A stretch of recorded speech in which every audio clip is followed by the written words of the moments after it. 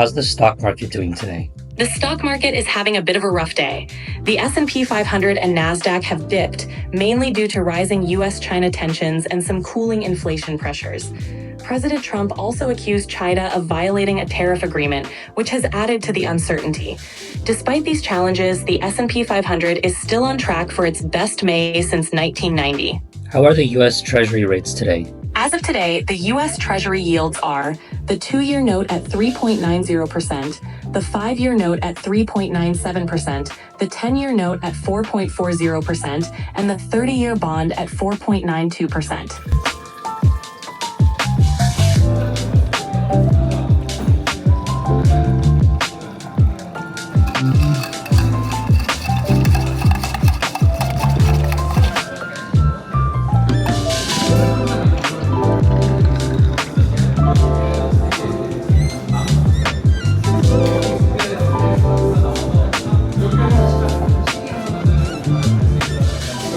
Hello everyone, welcome back to my channel. My name's Tyler. So we're just getting the weekend started. It's Friday. I'm actually going to go out to dinner with some of our employees. One of our employees is actually leaving. She's been with us for about 2 years.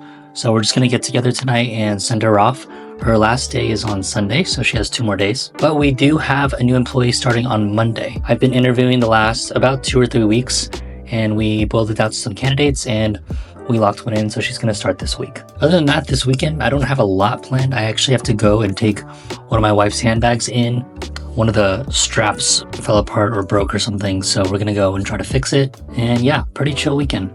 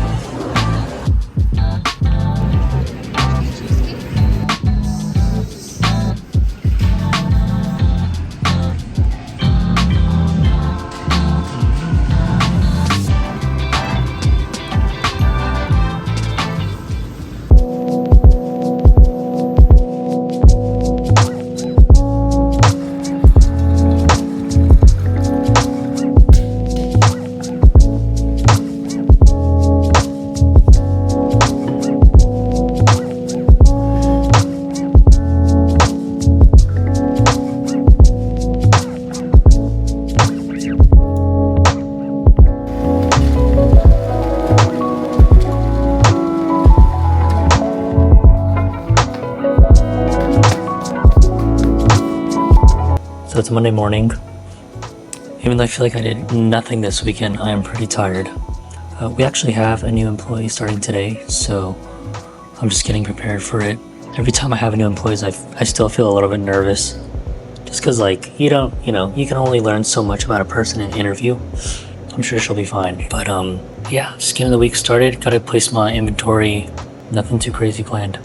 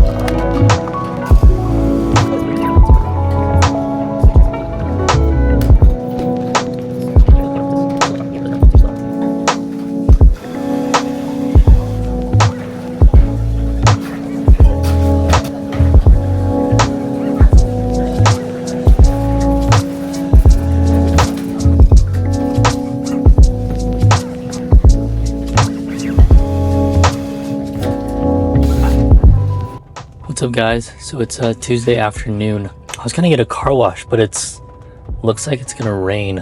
I know I work at a coffee shop, but I think I'm gonna go to Phil's Coffee. I really like their honey haze. It just seems like a good day for a honey haze. So I'm gonna drive down and get one, but first I'm gonna stop by home and get a jacket because it actually is raining now pretty decent. Alright, so I am back. That's how Californian I am. It's 66 degrees and I have a puffer jacket on. But it actually is raining pretty decent right now. So work was pretty chill today. Just kept training the new employee. And then we had a vendor come by. He's been trying to get our business. And when you own like a coffee shop, you just get people to come by all the time, give you samples, give you matcha, they give you coffee beans, they give you cups, like syrups. It never ends. So they're trying to win your business, which, you know, I appreciate. But yeah, I'm actually really interested in their products. So maybe not for our coffee shop or for our other store. So I am planning to meet with them maybe in the next week or two. Their facility is like an hour away though, so I gotta make time to go out there. That is a big part of this business, is that the way that you stay alive is you constantly have to look for new products. You have to look for new things to introduce to your customers. Even though it may not be new to the industry, even though it's not new to the industry, it may be new to your customers or to the area.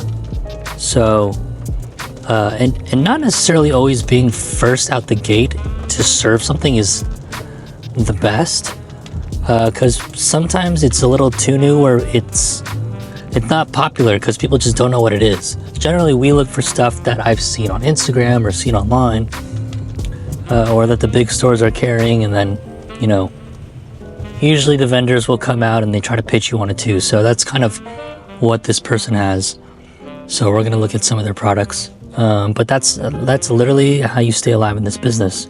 Coffee is pretty staple, you know, but I think Starbucks really changed the game, and they made it so that it's not just coffee that people want. It's an experience. It's customization. It's different milks. You know, everyone's lactose intolerant these days, so it's figuring out who your audience is, where your niche market is, and then I always say, you know, like, you gotta give people what they want, but you also gotta surprise them sometimes and give them things that they didn't even know existed, that they didn't know that they want.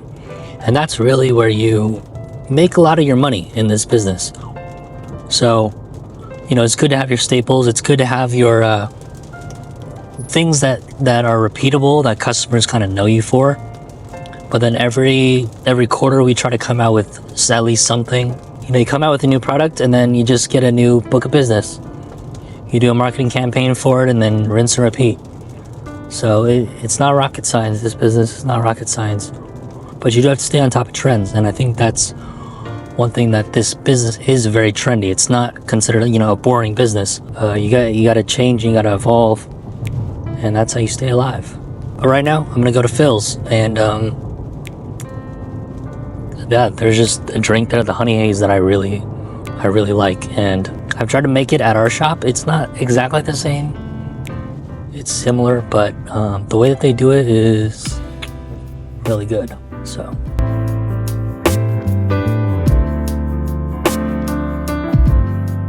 I just got my honey haze. This drink is so freaking good. It's probably the one drink from a different coffee shop that I actually crave. I forgot to get it like medium sweet, but it still tastes good. So the way that Phil's does their pricing, like, there's not a big difference between their small, medium, and large. And I usually just get a small, mainly because I'm a big believer in ratio. So when we formulate coffee drinks, or pretty much any type of drinks, really the biggest factor is the ratio. And sometimes, like, you just can't get the correct ratio making the drink bigger. Like, it doesn't equate just to adding more. I don't know, I could be wrong, but in our experience, that's kind of been what we noticed. So I get the smallest one because that seems to have the best flavor as far as the ratio. So that's kind of just my opinion. I just get the smallest one from Phil's. But Phil's also doesn't use espresso, which is really interesting. But I like their coffee. At first I wasn't a huge fan when they first came to LA, or when I first tried it, but I've come to really like it. So I'm just gonna go home right now. It's about 5 o'clock. I'm gonna have dinner with my family tonight. My parents are out of town for a couple of days, so I'm gonna have dinner with them tonight. And yeah, I think we're just gonna have like soup. I don't know, it's pretty cold. Even though it's like the middle of, or the beginning of June. We got that June gloom going. So soup sounds good.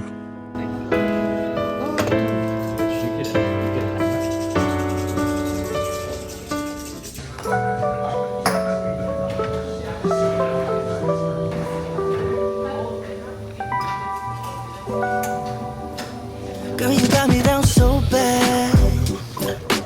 I can't say enough. She pull up with that new thing. Please don't fall in love, 'cause I think of you all day. Yeah, I was running through my brain, can't be nothing. 'Cause I just know you got me thinking about forever. Got a crush, crush, crush on you. I just wanna be your only crush, crush, crush on you. I'm not the type to keep it in, read it out till you're mine. So let's talk a little bit about the real estate market. I'm actually still at the cafe. I'm waiting for one of our vendors to deliver. They still haven't delivered, and it's really frustrating. This is like the second week in a row that they dropped the ball on delivering on time. But it's okay, it is what it is. So the real estate market, I'm just doing some research on interest rates. We might be seeing a rate cut at the end of this year or beginning of next year, really depending on inflation numbers and the job market. So what we do is we actually buy midterm rentals. What this means, they're fully furnished. Tenants usually stay about a quarter, so about 3 months to 4 months. And they are specific use. So we do get our inflow of tenants for a medical program, and it works out really well. We do have some vacancies throughout the year, maybe a month, maybe a couple weeks at a time, but generally speaking, they are fully booked because we get an inflow of tenants from the clinic that we work with. We are actually looking to put some more money towards longer term rentals, things that we can force appreciate a little bit. Everyone wants undervalued real estate at a bargain price, obviously, because that's how you make your money. So we do too, and that's kind of what we're looking for. We're looking for mainly multifamily, and the main reason is because I am a big believer that eventually America will be a nation of renters. And the reason why I believe this is there is a bunch of people, a bunch of boomers who own most of the real estate, and when they die, say they have most of their net worth tied up in a single family home, and then they die, they pass away, they pass that down to 2 or 3 kids. What are those 2 or 3 kids going to do? Most likely they're not going to live in it altogether. They're going to like to sell it and take the cash. Who's going to buy it? The job market isn't very strong right now. Affordability is, definitely not there. So the people that are going to buy it are investors, private equity firms, Blackstone, BlackRock. Basically, all these big money pools are going to come up and buy all the real estate. So I think it is a great time for, if you have the knowledge and you have the money, to put some money together to purchase multifamily properties. And the main reason is because most people will be renting for the rest of their lives. And I think that's even what most people prefer nowadays. They actually don't want to be tied down to a mortgage. They want the flexibility. So I totally get that. So a lot of people are going to be renters because of that. Now, with that said, that's a huge opportunity for our generation to buy up a bunch of properties. It's been really hard to buy real estate the last couple of years because of interest rates. And I'm not using that as an excuse, but it's just a fact of reality that a lot of the other deals out there are being snatched up by people who already are in those circles. We just need more inventory to come to the market, which is kind of lacking right now. And I think a drop of interest rates will help. It will push up prices a little bit, but it'll help with inventory. So more people will want to sell, and some people even have to sell because they may have locked in an interest rate 2 or 3 years ago, 4 years ago, really, really cheap. They may have put a bridge loan or a short-term loan on it. Now it's coming up and they need to liquidate the property. So that's the perfect opportunity for us as investors to come in. So I'm really bullish on the real estate market. As far as opportunity coming in the next 18 months to 24 months, So that's kind of what we're doing. We're just saving and stacking some cash so that when the right opportunities come by, we're able to jump on them. Other than that, I'm just waiting for this delivery to come, and then I'm gonna go out to dinner with some friends tonight, and that's kind of it. I finished most of my other work for the rest of the day.